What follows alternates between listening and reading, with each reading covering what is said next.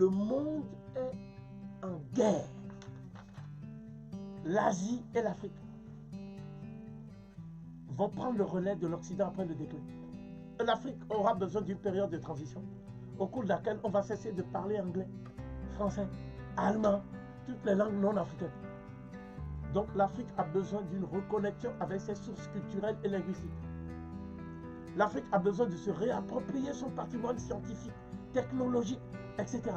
L'Afrique a besoin aussi d'avoir une vision du monde qui corresponde à ce qu'on appelle le concept opératoire. Or, ce concept est la maths. Le seul concurrent possible pour la Chine, c'est l'Afrique. Mais il faut 3 choses. La première, c'est que l'Afrique ferme ses frontières.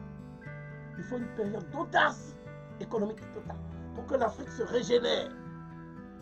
Deuxièmement, il faut que tous les Africains dispersés dans le monde, moi je dirais la diaspora, soient en solidarité avec le continent pour le bâtir. En fait, c'est le projet de Garvey.